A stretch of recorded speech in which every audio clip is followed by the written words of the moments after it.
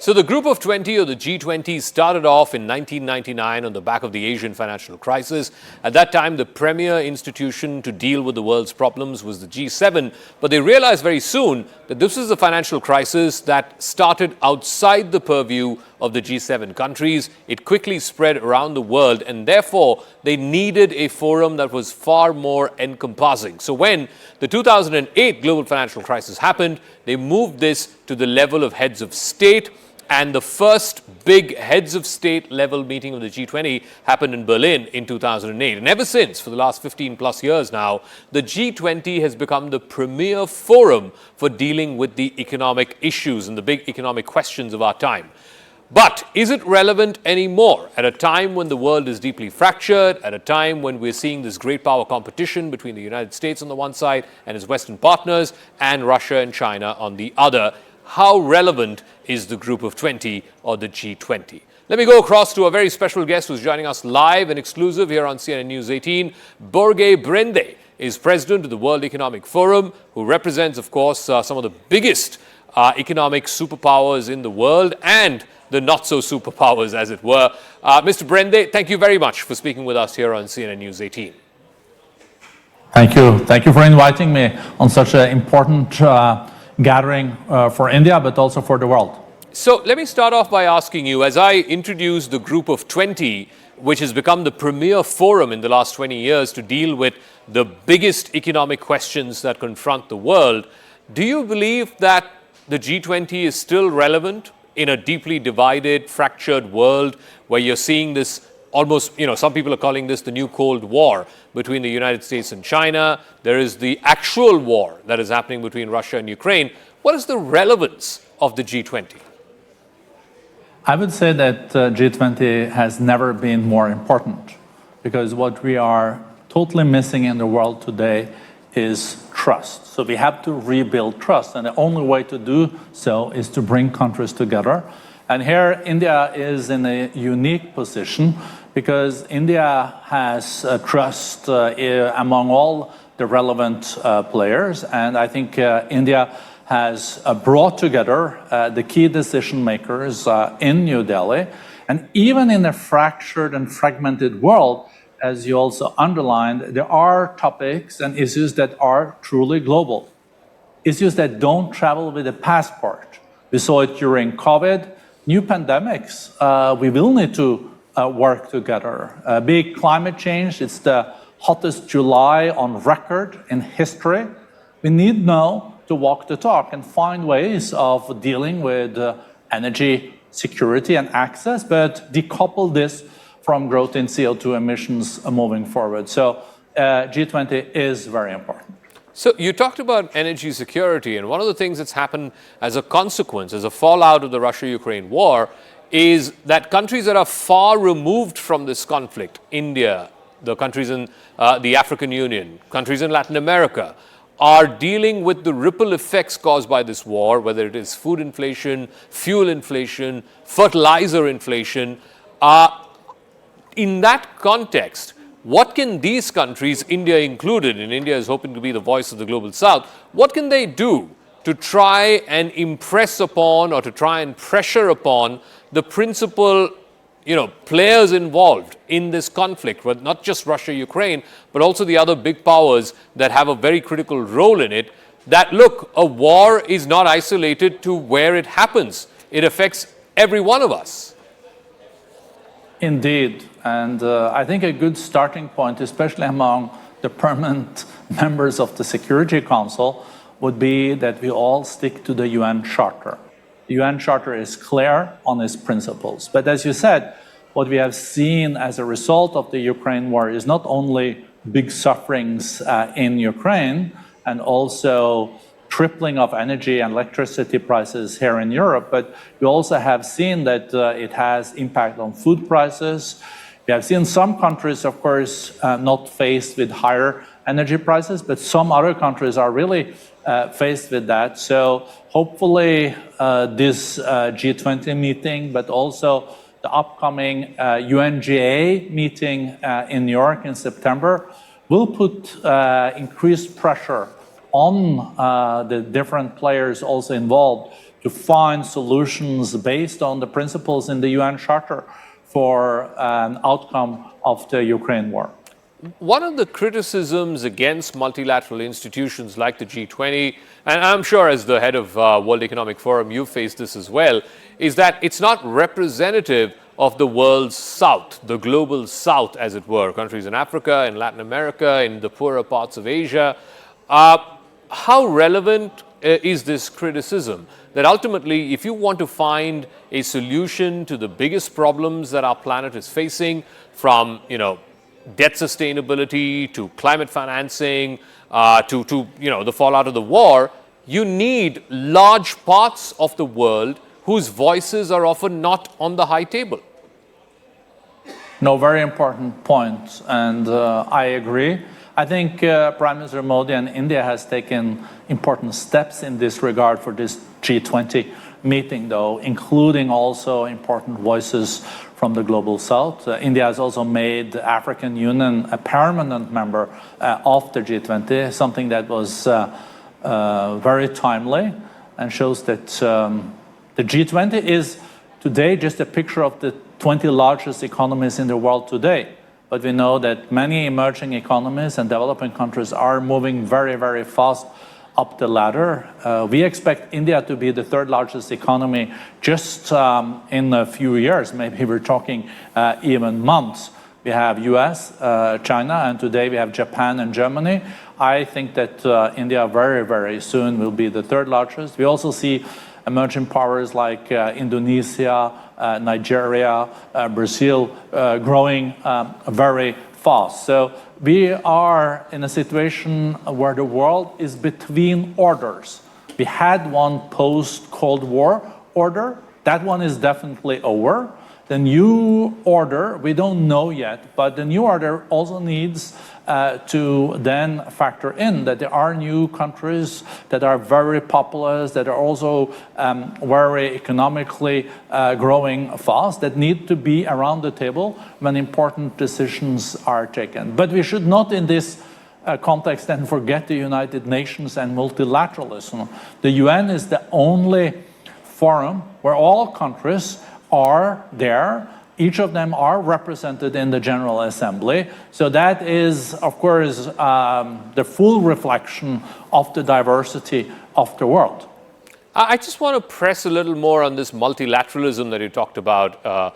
Since the end of the Cold War, for the last 30 years or so, multilateralism has been the defining feature. And you have various groupings, right? You had the Group of 20, you first had the G7, then you have BRICS and SCO, now you have the Quad. So a whole bunch of multilateral groupings.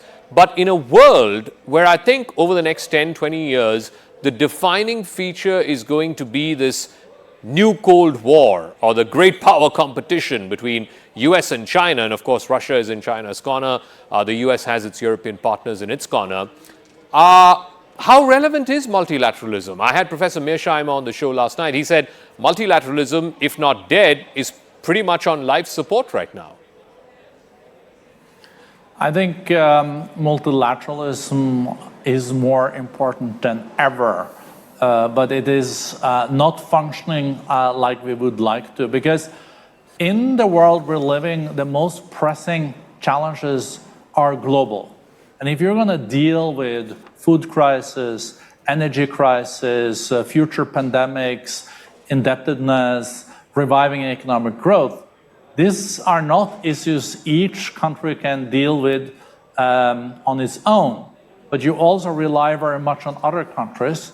And you cannot decide over other countries, but to bring all these countries together and try to find commonalities and build trust is so important. 200 years ago, we were not that interconnected. But today, we are, for example, all feeling that the second largest economy in the world, China, is growing less. That has impact also on the global growth. Just 2-3 years ago, China was contributing with 37% of all global growth. So if that engine is now growing slower, then it has impact on all of us. We know also on trade issues that, of course, the fact that we have been trading with each other and also use the comparative advantages. If India is good at something, you export that, and then you import something that others are good at. This win-win thing has now been challenged. We're seeing much more friend-shoring, near-shoring, and de-risking. Some of it, I think, will stay, but it's important that we don't lose the baby with the bathwater, because trade has been the engine of growth during the last decades. And if there is no growth, there is no prosperity, and there is nothing to also resources then to distribute to those that are more vulnerable. And that's also the fact related to the Sustainable Development Goals, like eradicating all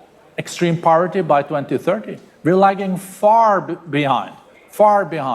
And a prerequisite for moving forward is more inclusive growth. We need to get growth back. Of course, India is in a very privileged situation, growing now 8%, maybe 9%, the fastest growing of the big economies of the world. No, but I want to press on that a little more, because you look at the global economic map right now, much of Europe is under recession, they're degrowing. The United States is flat. China, as you said, which was the engine of growth for the last 30 years or so, is really slowing down in a big way. Now you have these newer growth centers like India, Saudi Arabia, Nigeria. How do these countries, and assuming that they can sustain this growth for a reasonable period of time, how do they find themselves a place at the high table? So it's good news that these countries like India, Nigeria, Indonesia, Brazil is growing and substantially. That also has a very positive impact on the other economies that are growing more slowly. As I said, India is in a very special situation here now, because due to the digitalization and also the digital IDs, is a very digital literate country. That could maybe inspire the others. When we look at the global growth, though, it's not that bad. It's 3% expected this year, and maybe the same next year. So we're not out of the woods, but there are also a fact that, for example, the US, we were even expecting we're going to be in a recession late this year, and it doesn't seem like it's happening. Most European countries are still growing, with the exception of Germany, that might be now in the recession. But a final word, you look at this massive diplomatic high table that's convening here in Delhi, the 20 most powerful countries and their leaders are going to be here at a time when I think it's very clear you have the United States and its European partners on the one side, and you have Russia and China on the other. And maybe it's coincidental, but fact is that the leaders of both Russia and China are not going to be here for the G20. They're not going to participate, neither Vladimir Putin nor Xi Jinping. How or what may be a benchmark or a yardstick for you to assess the success or otherwise of the Delhi G20? What will it be judged on? How will history view the Delhi G20?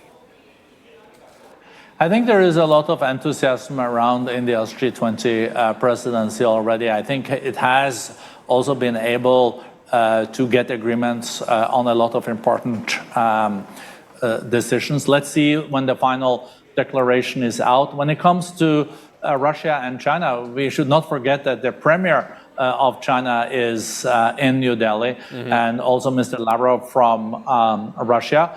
And the key leaders from the G20 countries will be in New Delhi. Of course, there are swing states in this geopolitical competition that are not fully with China and Russia, and not fully with the US. And I think the G20 meeting in New Delhi will be a good way of trying to define what are the common interests we have. Even in a polarized world, we have to find solutions on some of the common challenges. And I think that's where India has a lot of sway and possibilities. All right, Mr. Børge Brende, President of the World Economic Forum, thank you very much for your time, sir. And we'll see how this plays out for India, for the Group of 20, and of course, in shaping the trajectory of global relations over the next decade or so? Are we going to see an intensification of this great power competition between the US and its allies and Russia and China on the other? Or can countries like India, which don't have a dog in this fight, will they be able to bridge the gap? Thank you very much, Mr. Brende, for speaking with us. News and updates continue right here on CNN News 18. G20, as you expect, would be the focus. Right on the other side with my colleague Poonam.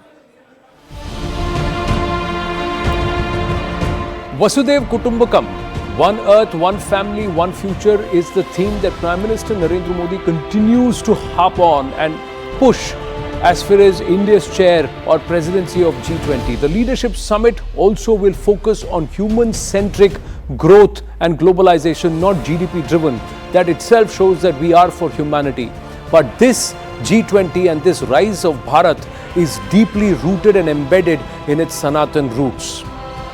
Join us here on CNN News 18 as we get you the most comprehensive coverage of India's moment under the sun.